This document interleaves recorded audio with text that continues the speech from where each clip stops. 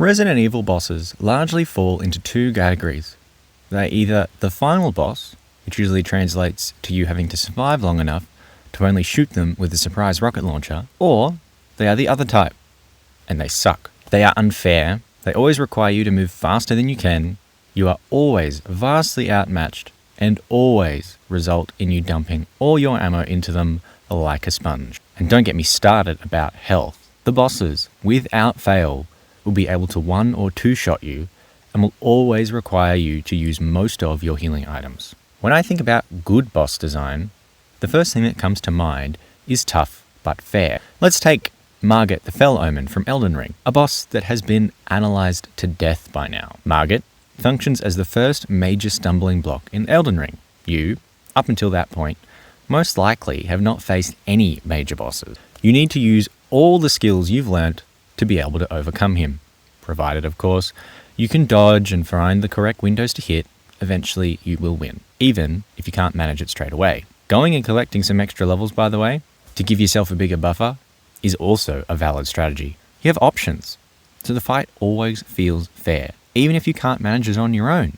You can summon NPCs and other players to help. Whilst he can definitely kill you in a few hits if you're not paying attention, you will most likely have a few flasks to regenerate your health. As these respawn when you do, there is no stress about using too many, being left out in the lurch after the boss. While the boss itself is high pressure for new players, knowing that you aren't going to lose anything on death, except for your souls, means failing and retrying is always an option. Simply building resilience with each attempt is just as useful for later parts of the game. These mechanics all lead to the boss feeling difficult but fair, which is the sign of a good boss. Resident Evil bosses don't function this way. When you are dealing with a Resident Evil boss, difficult but fair is rarely the intention.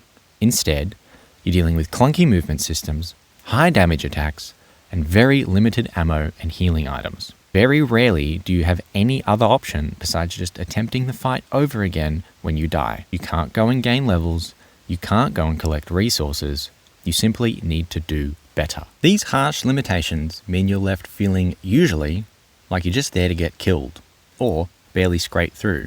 Your enemies don't have the same limitations as you. They can move much faster and dodge your attacks. They can heal or simply knock you down and deal tons of damage. For most bosses, you are lucky to scrape by, and you're left with even more limited ammo for the next zombie encounter. Except, that's the point. These games aren't meant to feel like you're in control.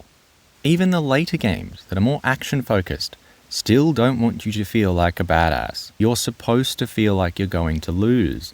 It's supposed to feel like you're a weak human fighting these terrible monsters that are double your size. The stress is the point of the encounter. It took 9 games to finally have that click.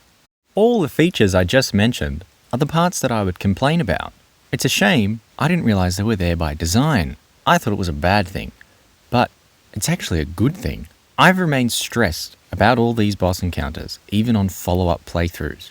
Realistically, that's one of the big reasons it's always stopped me from doing follow-up playthroughs. Unlike Elden Ring or any From Software game, knowledge isn't going to make it easier. Ultimately, the point I'm making is the next time you're playing a game and think, man, this mechanic sucks. What were the devs thinking?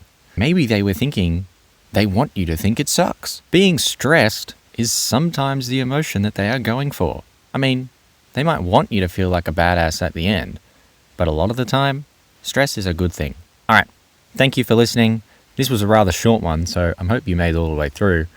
If you want to hear more, then of course, subscribe, comment, like, all that YouTube stuff. I've got a few other videos that you might enjoy, especially the Devil May Cry ones. But finally, thank you for listening.